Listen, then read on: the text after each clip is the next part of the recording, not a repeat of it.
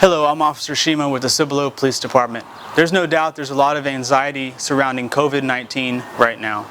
But we here at the Cibolo Police Department pride ourselves in fostering positive community partnerships. And part of those partnerships involve those in the media. We've reached out to a few journalists in our area who wanted to provide some of the positive stories that they're seeing the community coming together, as well as some words of encouragement and the inside scoop on where to find toilet paper.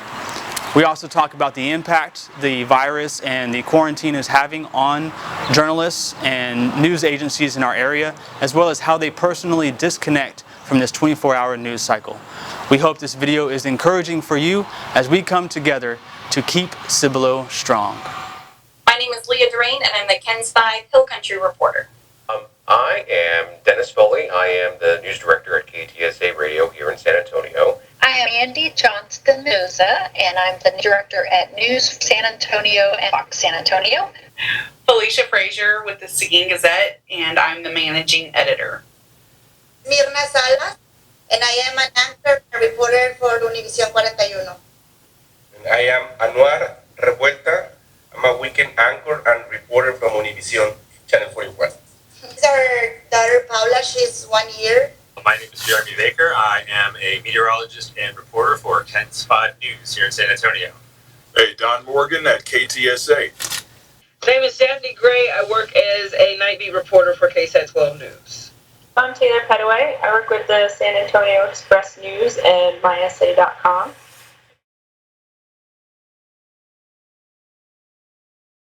It's been very challenging because we never thought before in our years of experience that do a whole newscast from our home will be possible. Yeah, and we're taking advantage about the technology that we have now to keep the commitment to inform our community since our home.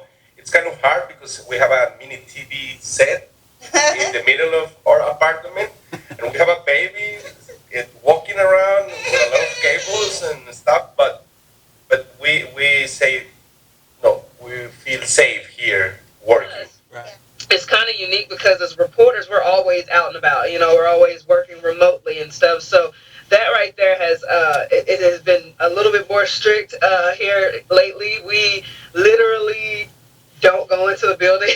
Like it's kind of like we're just testing it out for right now because one of us gets sick, the whole station could potentially go down. So our job is to be as safe as possible. So what they have done is that they've paired us up with our own photographer.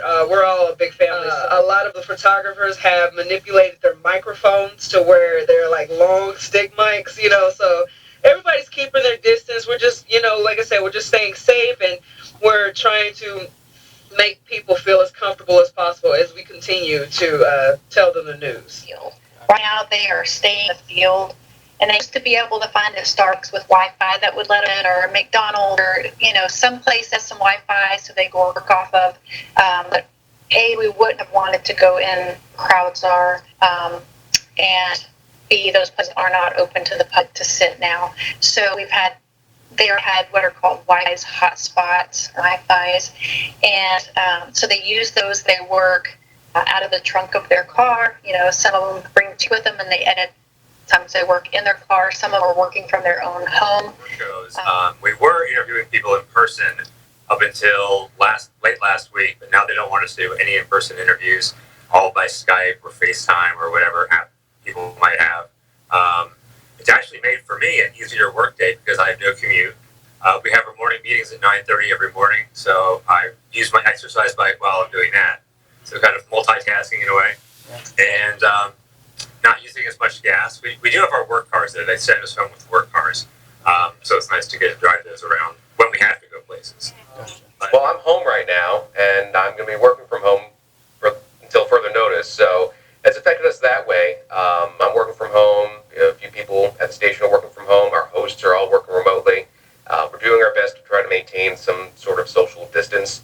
Luckily for me, I don't have to go too many places for work, which is nice. I can do it all here. I don't have to interact with too many people.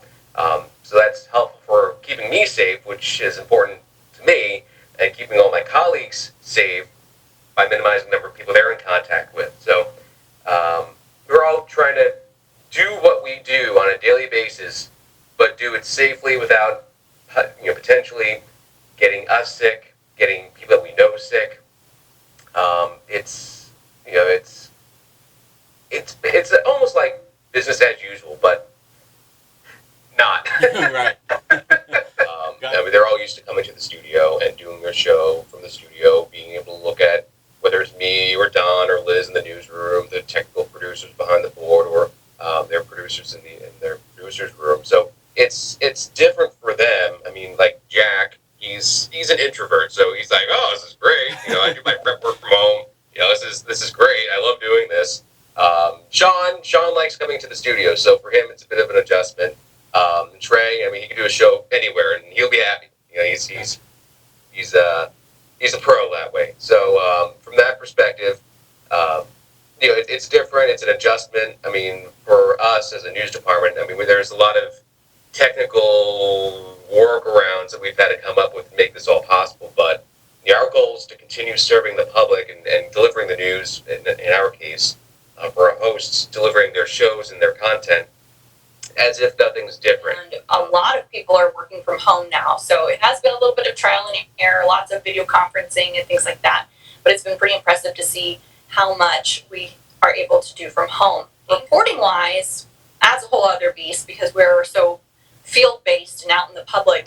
But we do have some new policies and procedures. We're trying to do as much video chatting as possible. And then if we do have to go out to a location for an interview, we stay outside of the building, and then we do the social distancing with 6 feet, and we set up microphone stands and things like that so that we won't have to, get close to the person. They don't have to touch our equipment or anything like that. And that's just on a as-needed basis if we even have to go out on the shoot.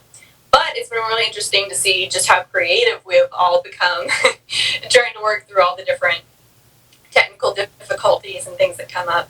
But it's been pretty inspiring to see some of my colleagues work. How did you do that? And how did you get this really cool shot? And how did you get all this video, if you can't go inside?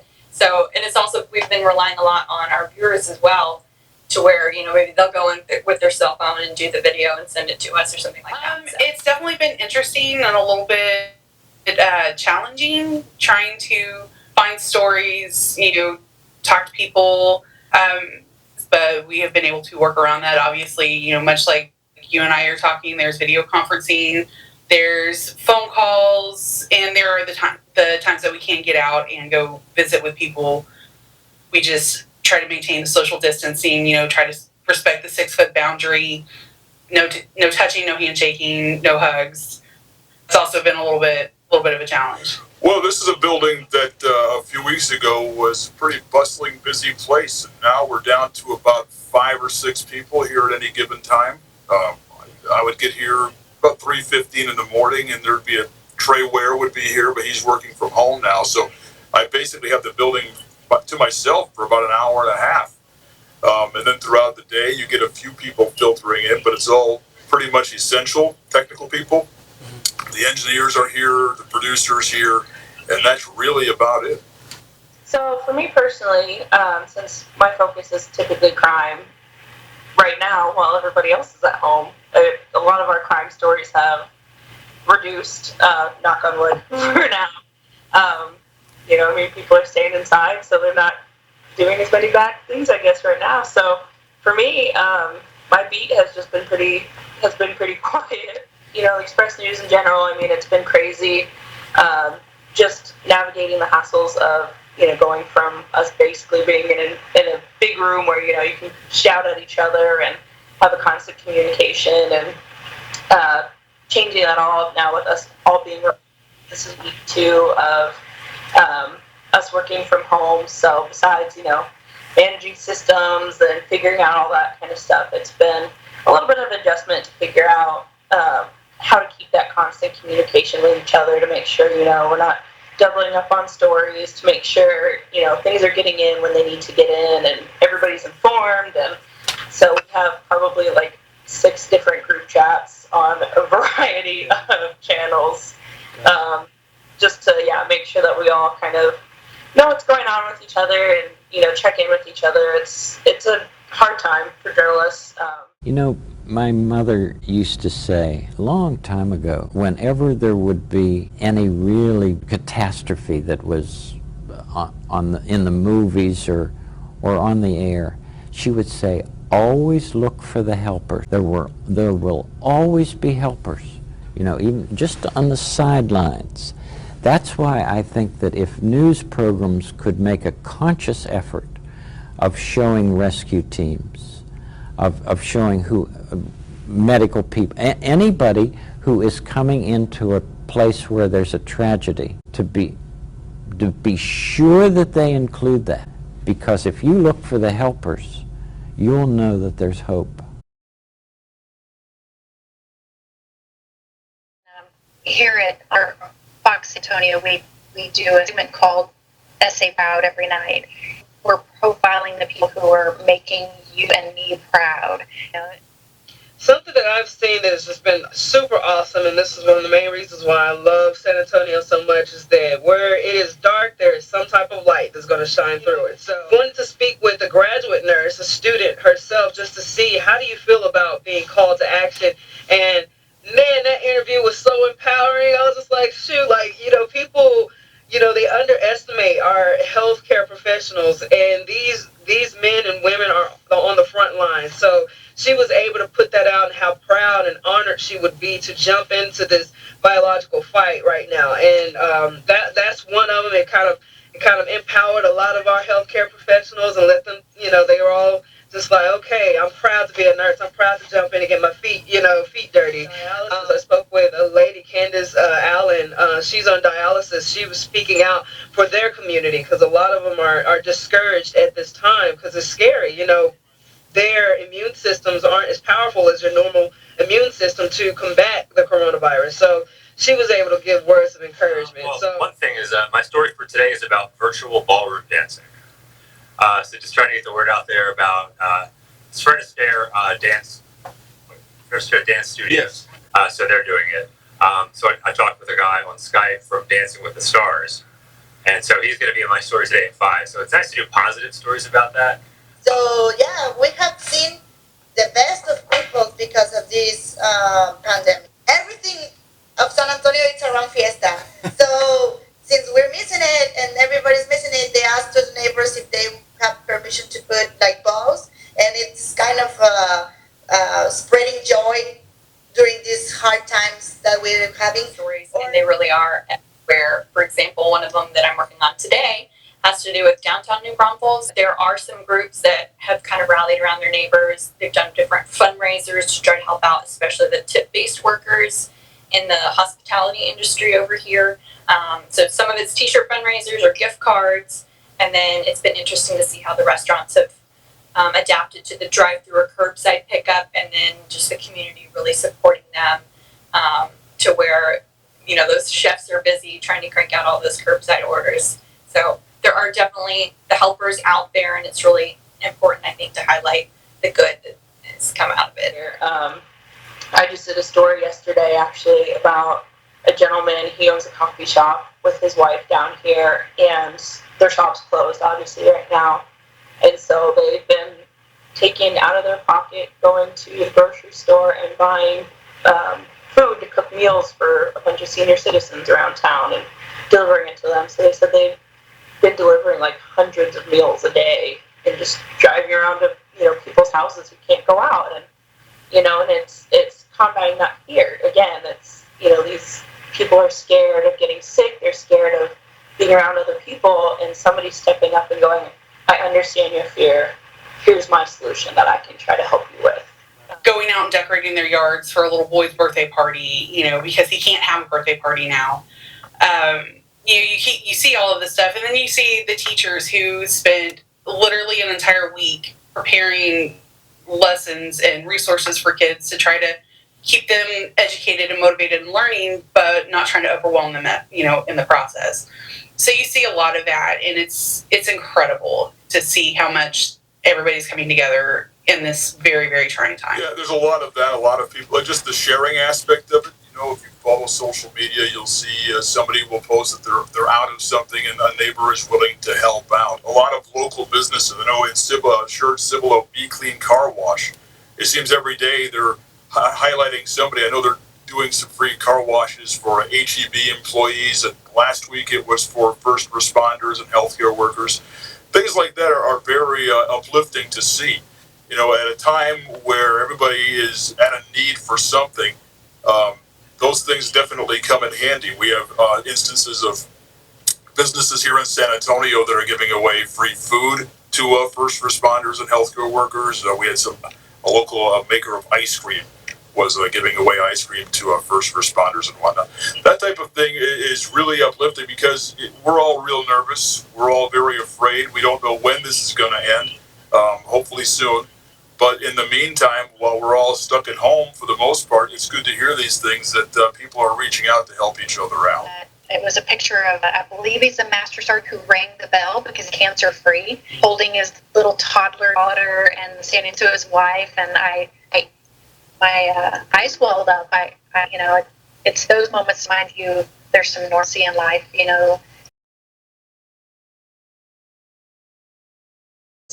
To me, I think the biggest thing is that this, in a way, it's a bit of a reset button. You can use this to either improve your life. Maybe there's some changes that you haven't been able to make just because you're working that 9 to 5 and you just haven't had that time to set aside to do things. Or this is a chance if you're in an essential line of work. This is your time to shine. This is your time to, try to do good to help people in a time that, and again, coronavirus isn't affecting everyone, but what everyone can do, which is affecting everyone, is to help make it easier for everyone or improve everyone's lives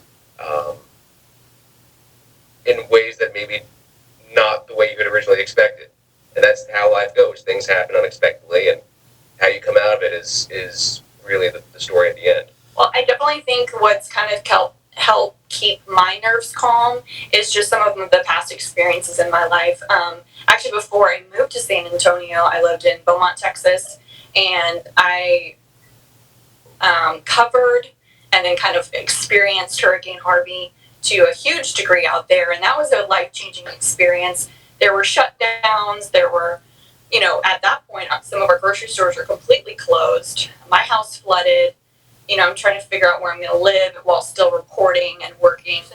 By coming through that experience, I definitely think that we can beat this as well, because we have all these amazing resources. Our water is safe. Our electricity is on. We can go to the grocery store. So I think those huge things being taken care of really keeps my nerves calm. And I know it's just a waiting game at this point. And keep uplifting each other. Even in the dark times, there is a light that's shining through where it takes one voice in one community that is discouraged about, unemployment or discouraged about not knowing what to do with their, homeschooling and stuff. It takes one voice to inspire and uplift people and let them know that we will get through this. It's one of those situations where it's a lot of unknowns and uncertainty, which creates a lot of fear. But at the same time, we will get through this. We just got to keep on pushing each other, stick together, and just hold true to our moral values. And like I always say, keep God first. I just want to ask everyone to extend grace to each other. It is harder to that now than ever, but it is more important than ever.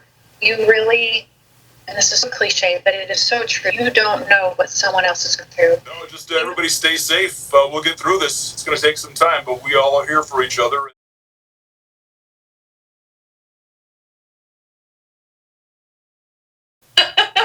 I wish I did.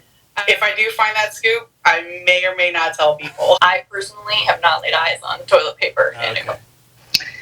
No, I went to my area store this weekend, and I watched the sweetest thing, this couple having this conversation because they literally lifted the last bowl of paper on the shelf, and they were looking at each other and had this conversation out.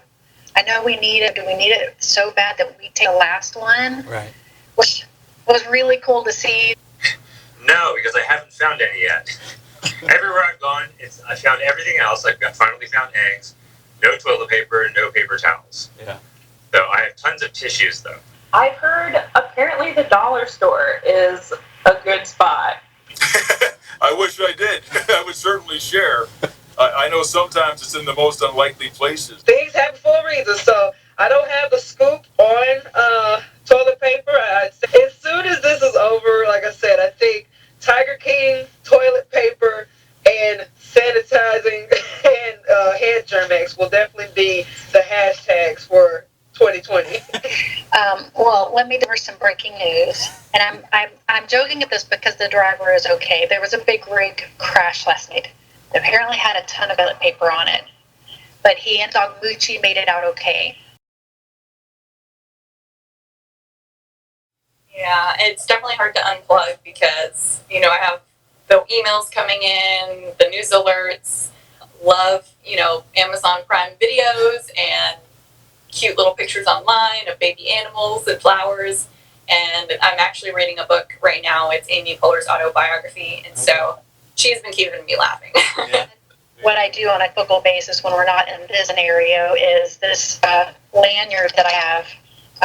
When I walk out of the building, and it's just something I do kind of for my children and for my being, is I take it off as I walk out, and it's just a little shift for me that when by the time I'm done with my 20-minute drive, step in the room where my kids are excited and I need that second wind, that, man, once I'm with my kids, that's it. So I've been doing, I think, what everybody's doing. I've been taking a lot of walks and just getting out of my apartment.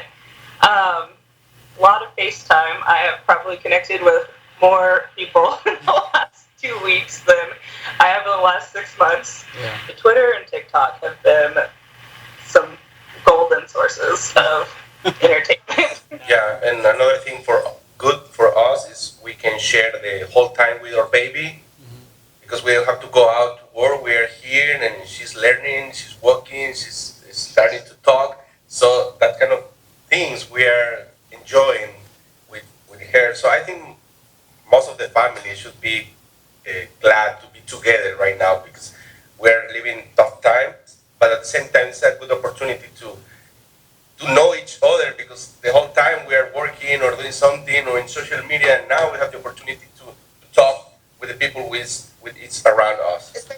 Yeah, we see a lot of that. If you look on social media, earlier this morning there was a group of nurses. I wish I could remember where they were from, but they had coordinated some type of dance routine about how they have to dress up in all their protective gear and what have you. A lot of things like that. The memes are great. They definitely keep us laughing. I know when people can incorporate, Tiger King and coronavirus, it's always a big kick. So that type of thing certainly helps. I know for us here as well in the news department, we hear and see a lot of things that are often disturbing. So when this comes along and it's just one bad piece of news after another, and then you get that one meme that cracks you up, it's certainly a welcome change. So a lady with 2 kids they got dressed as dinosaurs. These funny dinosaurs from the memes, and they start dancing where the baskets are. It was. Of course, we know about whole Cardi B, coronavirus. Everybody is just creating their own thing, and they even updated her mural, which was pretty funny, with a face mask and her little bubble screaming coronavirus. So, And I'm glad to be a journalist because sometimes as a journalist we are able to share those stories with people so we can help them to get better through these hard times. Kens5.com, kens5.com/Hill Country Reporter. At SeginGazette.com, or they can follow us on Facebook at the Seguin Gazette or on Twitter. KTSA.com. KTSA 550 AM and 107.1. Because if you look for the helpers, you'll know that there's hope.